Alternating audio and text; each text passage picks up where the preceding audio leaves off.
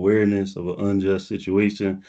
So I really just want to open the floor up to you, Tina. Just introduce yourself in the situation and just explain to everybody what's going on. We got to spread awareness of the situation. Okay, sure. Well, Zuri, I thank you for having me here, giving me the platform to actually share my story. So I want to say thank you first before I even get into what happened to my family. So really quickly, my Of name is course, Tina, 100%. for Always. sure. So, okay. Yeah. So really quickly, guys, my name is Tina. I live in Atlanta, Georgia. My husband is a military veteran. He served in the United States Army as an Army Ranger. He's done several tours of war. After the military, he went into private security, which he does right now. And he's just the type of guy that, loves his family, loves God, loves the country, and he would give the shirt off his back for anybody. I've seen him do it time and time again. So just to give you that backdrop, um, this is it's a lot. So just to kind of give you the backdrop of what happened. So on September the 27th, we're in Georgia. We got hit by Hurricane Helene, right? So keep that in mind when I'm telling you this story. So on September 27th, which was a Friday, my husband was outside. He was getting his security gear together. He does weapons trainings 3 days a week because of what he does for a living. So he was out there getting coordinated and doing that and trying to get that together. And mom called that this is his mom and dad. I refer to his mom and dad as mom and dad. I'm talking about his parents. So mom called and she said, is your husband by you? I said, he's outside. She said, I need to get him on the phone because dad wants to talk to him. So I'm like, oh gosh, it sounded like bad. So I went and put him on the phone and dad is like, I'm not going to make it out of this hospital. I am dying. The care here is like, I just don't have the strength to fight anymore. So there was a very emotional conversation between father and son, right? We dropped everything. We didn't really have time to pack. We left Georgia with the clothes on our back, jumped in the truck, and rode during Hurricane Helene. There were roads blocked. There were gas stations that didn't have any gas. There were trees down. It was a lot going on trying to make it from Atlanta to Stanford. It took us 18 hours to get to Stanford. So we get to Stanford after driving 18 hours. My husband has on the security gear. He's like, you know what? Let me be proactive. Let me do a professional courtesy, go straight to the police station here in Stanford before I go to the hospital, because we're going to have to advocate for our dad. The care hasn't been good. We're going to be demanding a lot of answers. He was like, I don't want anybody to get any bright ideas and decide they want to call the cops on me. He said, so to protect myself and my family, let me go over to the Stanford City Police, identify myself, and let them know why that I just got here and what I'm doing. So he went to the Stanford City Police. He goes inside the police station. He shows his IDs, lets them know he just got to town. I'm going to see my dad right here at the hospital, letting them know what the deal is. A lot of officers saw him. Nobody better than I. They basically said, good luck over at the hospital. So he leaves there, gets in the truck. We drive over to the hospital, which is a 5-minute drive away because they're located in downtown. So everything is close. So we get to the hospital. We park and we go inside. We have to go through the visitor's desk and sign in, have our pictures taken. So we did all that. Mom was already up with dad. She was just waiting on us to get there. So we sign in and we go up there where dad is. We walk into the room and dad's got all these tubes going every which way into him, and his wrists are strapped to the bed, right? So when you first see your dad is strapped to the bed, you don't understand why. You haven't had a chance to assess what's going on. So he's trying to take in all of these things happening in the room within the first few seconds of us getting in there. A nurse walks in and she doesn't greet us. The first thing she says is two people. She says two people to a room. Two people to a room. Okay, fine. I proceed to walk out. I'm going to let mom and my husband have the space and I'll wait. My husband turns to the nurse and he says, I need to see a medical professional right now.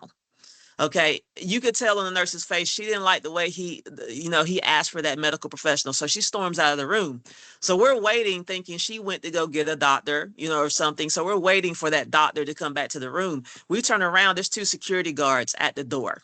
Right. The main security guy who presented himself as a managing supervisor, he's extremely aggressive. And the first thing he says, the nurse said you got in her face and you threatened her, blah, blah, blah, blah, blah. Right. Which was a lie because he did not.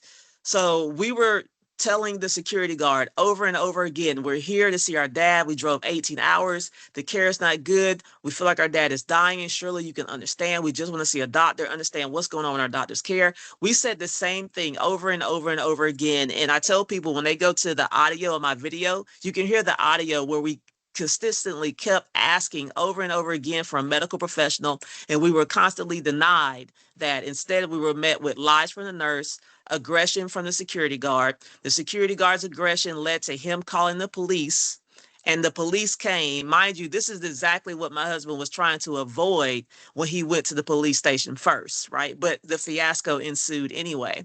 So the cops come up there, several cops, right? Several cops come up there. When they come up there, my husband had finally, a really nice African-American nurse at the end of the hallway overheard my husband trying to reason with the security guards. And she said to my husband, so all you really want is to talk to a doctor? And he was like, yes, ma'am, that's all I want. Out of everybody on that floor, she was the only one that heard what he wanted. And so she got the doctor on the phone for him, right? So when he finally got on the phone with that doctor, as he's on the phone with the doctor, a bunch of police officers show up and they demand he gets off the phone right now with the doctor. So he has to get off the phone with the doctor. Now the cops are there. They're asking all these questions, right? And one of the cops, the cop that was in front of like these 5 or 6 cops, at the end of the day, there's probably like 10 cops that ended up being there. The cop that was standing in front of the group of cops, he is sweating my husband and he starts to grab him. And when he grabs my husband's arm, my husband's like, yo, like, what are you doing? Like, why are you doing this, right? And then shortly after that, they pulled their weapons on my husband while we're standing right in front of his dad's ICU room. Dad can see everything happening, from the nurse to the security guards and now the cops. He sees it all, right? So here it is. The cops have drawn their weapons. I jumped in front of my husband. I didn't even think about it. I just jumped in front of him. His 70-year-old mom jumped in front of me. Me and her are standing in between the officers and my husband. Had we not been there, they would have shot him down right in front of his dad's hospital room. We were standing in his dad's doorway. We were right there, right? So my husband, I'm de-escalating. Why is it that I am de-escalating? This is not the job of the police officers and the authorities. I'm the one that's de-escalating the situation. My husband had to ask them to holster their weapons. Please holster your weapons. You can hear him in the audio. Please holster your weapons. My husband was so upset. You can hear him crying, like, I do not deserve this. Why is this happening? Because my husband was not disorderly. He was not disrespectful. He did not brandish a weapon. He did not do any of that to warrant having those weapons drawn on him. So he was arrested and taken to jail. We were denied our right to advocate for our father. My vehicle was searched against my desire. They basically pushed me to consent to search. They said, well, if you don't give us a consent to search, we're just going to tow your vehicle. I'm 800 miles away from Georgia. And you're telling me you're going to tow my vehicle and that it might take over a week for you to search my vehicle anyway. You don't have to consent to search. If you don't let us search it, we'll just tow your vehicle anyway. I got told that by 3 different officers, that if I did not consent, they were going to tow my vehicle. Right. So I ended up consenting because I didn't want my vehicle taken, and I did not want it done, but they pushed me into a corner. So I got my vehicle searched. So here it is. All this transpired on Saturday, September the 28th. My husband goes to jail. I get down to the jailhouse. I'm trying to wait and see what's his bond going to be so I can get him out of jail, right? I don't want him in there over the weekend. This is Saturday night, right? So I go and I find out, well, what's the bond? These people told me they put a $250,000 bond on my husband. The same husband that he was never loud, he was never disrespectful, he never pulled a weapon, none of that.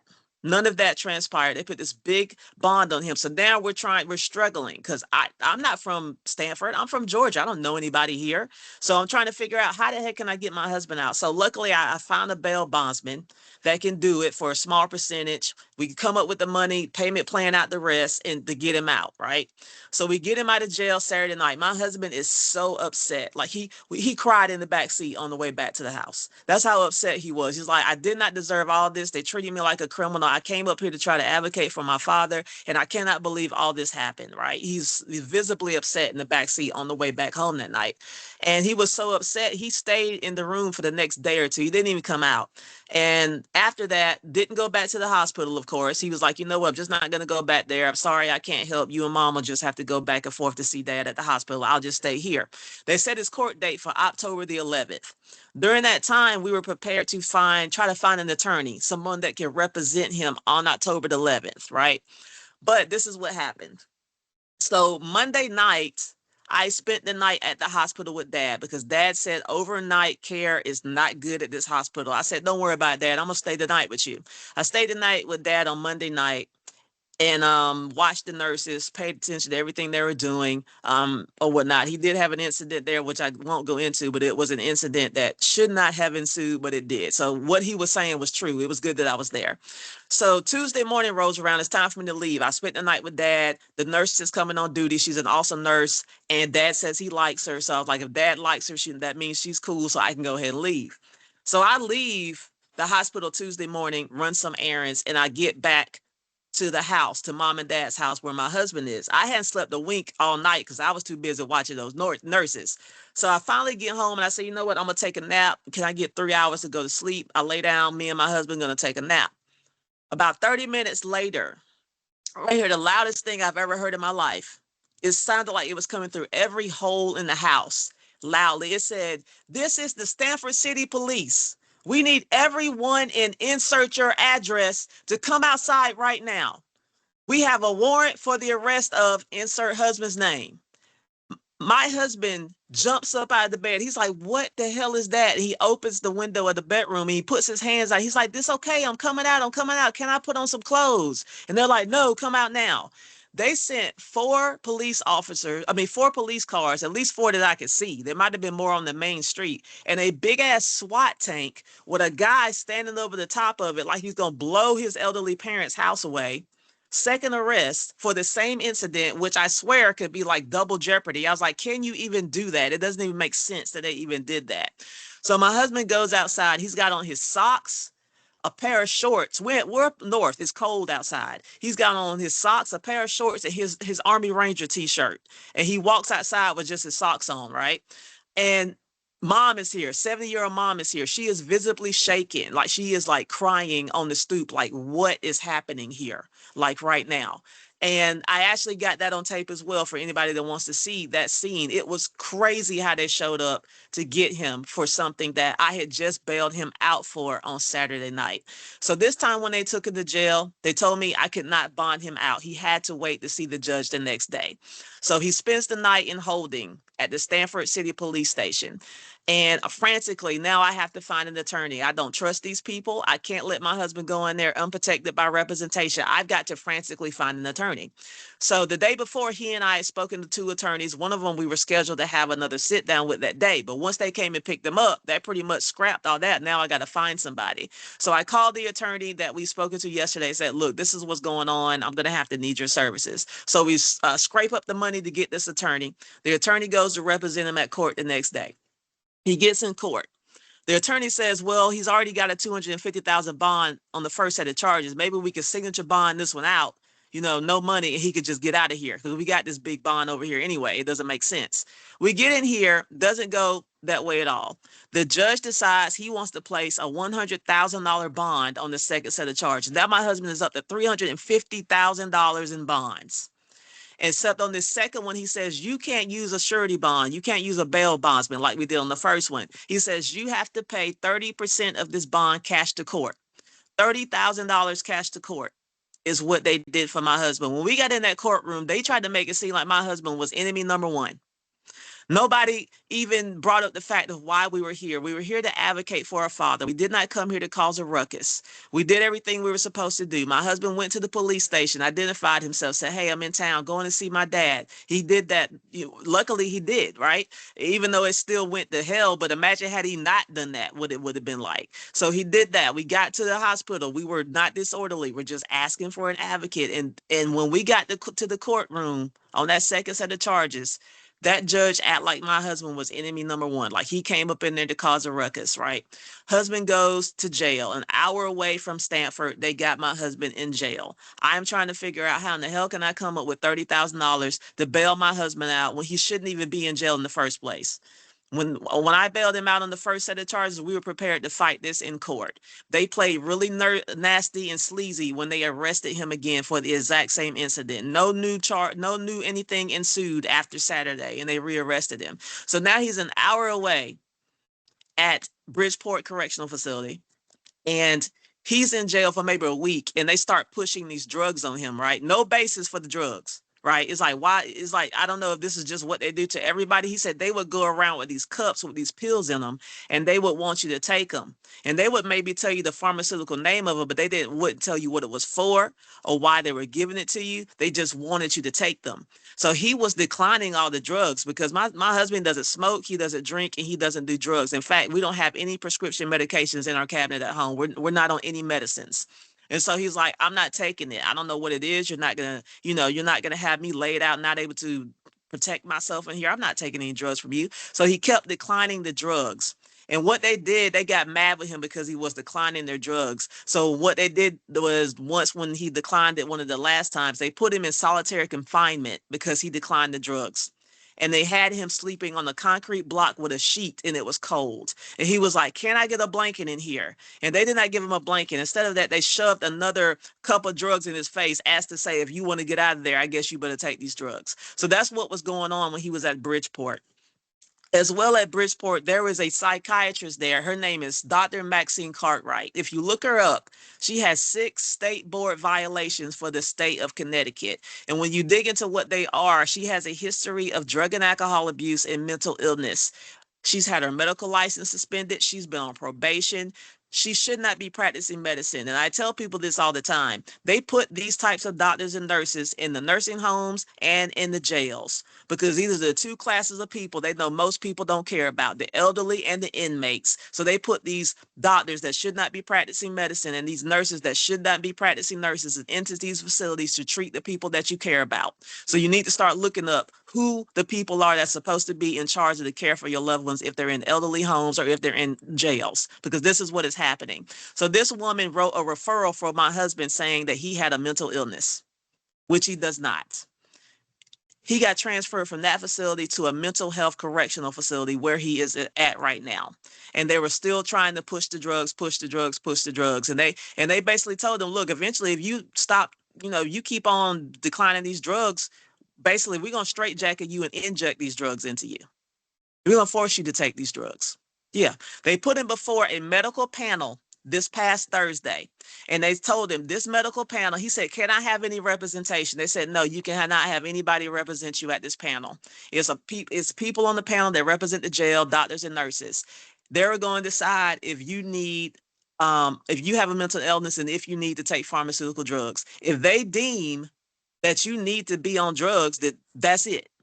That's it. Once they say, oh, you know what, you do need to be on drugs, they're going to say, okay, well, we're going to give you these drugs orally by liquid. And if you decline them, we're going to do what they call forced injection, where they strap you down to a bed and they come with the needles and the drugs and they insert them into you against your will. This is legal. What kind of country is this that you could do that to people and it's absolutely legal? You have no basis, you that you can do that to people. So that's what he was up against. He had the panel. Um, he presented himself very well. He went to the panel. He stood at military ease like a military officer, and he talked to those people. God gave him the words to say, and they ended up dropping everything. They're like, we'll just table it for now. So they dropped it. So God works. God did that. Got him, out of harm's way with that for now. So now they're backing up off of him. But he shouldn't even be in this situation in the first place. So this is where we are right now. I'm trying to get my husband out. I'm trying to spread the word about what has happened to our family. Our family has been traumatized. We came here to care for our father. I almost feel like, how when an abuser or a predator will separate you from your family, I feel like that's what the hospital did. I feel like that's what the authorities did. I feel like that's what the city of Stanford did when we came here to try to advocate for our elderly parents. They separated us from our family, right? Because before we came up here, they were running over they're elderly. They were running over them. It's like, oh, okay, we're going to do what we want to do. And they were asking for better care and they were ignoring them every step of the way. Our elderly parents, they have Medicare, and I know what they were racking up a ticket. That's all they were doing and not listening to anything and not really giving him care. And the good thing is Dad came home from the hospital just this past Friday. And I can tell you that had it not been for us coming up here to advocate, I can't say that would have happened. I think he still would have been in that hospital struggling with those hospital people. After we came up here, they started doing all of this accommodating things for him that they had not been doing before. The day of the incident, they moved dad to a new room because he wanted a new room. They started doing different things with his treatment that was speeding up his recovery. They started doing all of these things that they should have been doing, but they were not doing it. They were just sucking that Medicare money. But the minute we came up here, they started changing things and doing things. Why? Because they knew they were wrong. They knew they were wrong. And that's why we were here. And there's no reason why my husband should be in jail for advocating for his father. And that's regardless of whatever Connecticut gun law is. We shouldn't have had to go through all of that over a piece of paper, a technicality. Didn't warrant us having the weapons drawn on us. Didn't warrant you second arresting him with a SWAT tank. It didn't warrant you trying to push drugs on him in your correctional facilities. So it's a lot that our family has gone through, and it's been traumatizing. Azuri, I'm telling you right now, when I ride around the Stanford of Connecticut, and I noticed this the other day when I was with mom, whenever I see a Stanford City police car, my heart rate starts racing. They really got me messed up. My heart rate literally starts racing. I become so nervous every time I see a Stanford City police car. I mean, it's really got us messed up, and it's not cool. So I just want to get my husband out of there so we can fight this thing in court and of course lawsuits and all that stuff. Everybody asked me, absolutely, I plan on it. So that's my 100%. story. Yeah, I appreciate you sharing that, and I'm glad I can have a platform for you to share that because I feel like Mhm.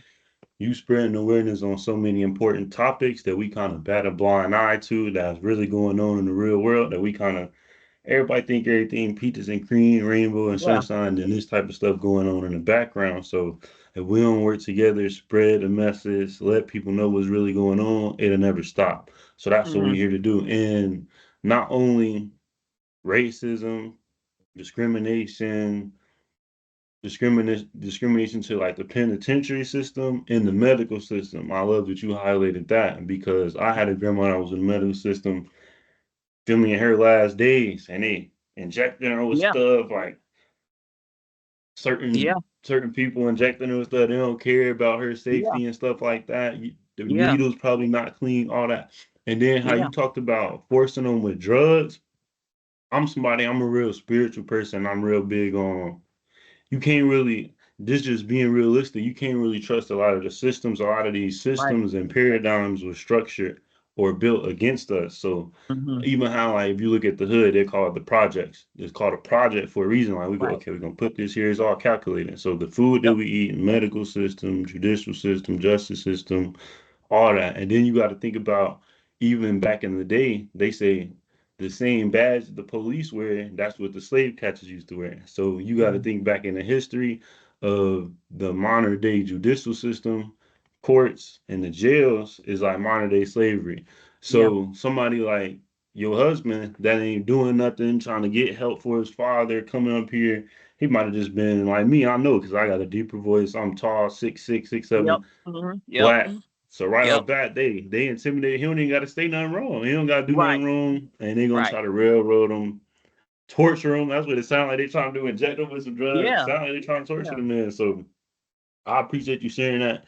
And also that kind of reminded me of the vaccine because a lot of people they don't trust these vaccines, and it's like if they telling you right now they just force you for some drugs, how Thank you gonna you. turn around and trust the vaccine? That's just Thank my you. opinion, though. That's just my opinion. Yeah, I mean, I share that opinion. You're exactly right about that. Yeah, we could talk all day about that because it's yeah. I'm Yeah. with you.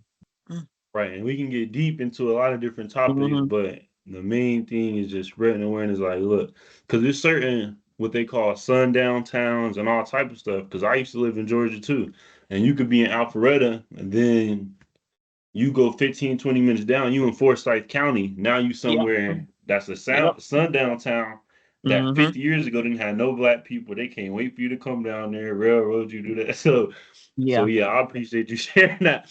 So as Mm-hmm. far as any way that they can help you, I know we're gonna have certain links we're gonna drop in the description, all that.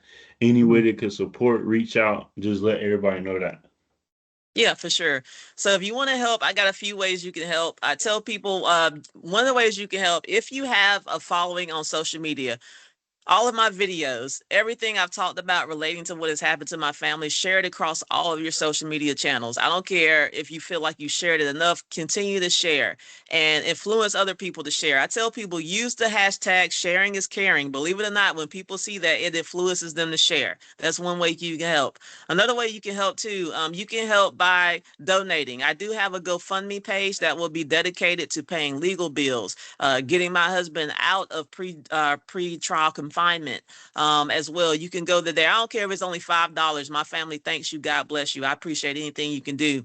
Another thing you can do as well, I do offer services because I did break into tech sales. I learned a lot, and I also have a big background in other areas as well. I have services that I am offering. If you want me to help you review your resume, if you want me to review your LinkedIn page, if you just want a 1 hour strategy session around any topic you want, if you want a 30-minute consult call, if you want me to actually do your resume, if you want me to actually physically fix your LinkedIn page, I have several services as well that that you can get and you can purchase, and that will help me as well. At least that way you help me and I help you as well. So, and then prayers are awesome as well too. So those are the ways that you can help me, and we'll definitely make sure you get the links to everything. Okay, perfect. So LinkedIn, GoFundMe, Cash App, putting prayers in the air. So was there anything else that you wanted to share or spread, let people know before we wrap up this video? For sure. I appreciate you letting me come on here. And one thing I want you to know about our family, like I said, we are a family that, we love our family, we love God, and we actually love our country. This is the place we were born. All of our family is here. We should love our country. We built this country, right? So we love Right. this country. And my husband is not a criminal. He is someone that would give the shirt off his back for anybody. When we were going through this, so many of our friends and family wrote good character letters for him. And the common theme amongst it all was this man is somebody that you can depend on. My husband, he voluntarily does neighborhood watch in our neighborhood. Like he goes outside at night and he walks our streets to make sure our neighborhood is safe. Nobody asks him to do it. Nobody else even volunteers to do it, but he does it because he cares about our neighborhood. He is the person that the neighbors, when they hear somebody in their backyard and they think somebody's doing some wrong, they call my husband. And you know what he does? He jumps up, he puts on his clothes and he goes out. Like he's a very courageous person and he's not afraid to help where he can. And he's a good man. That's not the type of man that needs to be behind bars. He's the type of man that needs to be out here helping his community as he has been doing. So I want to bring my Army Ranger back home. We miss him. We love him. And we just want our family back together. We have our dad back from the hospital. Now we need our other man. We need our husband. And then we can, be back to what we we're doing, happy again and plotting forward from there. So I thank you for the platform. No, I appreciate you. And everybody, if y'all can please like this video, subscribe. I'm gonna have my channel in the description. Well, I'm gonna have Tina's channel in the description. So Thank like you. this video so that everybody can see it and we can spread awareness of the situation. Like, comment, subscribe, and then we're gonna catch y'all on the next one. Okay, thanks. Perfect. How do I start this recording? There we go. Cool.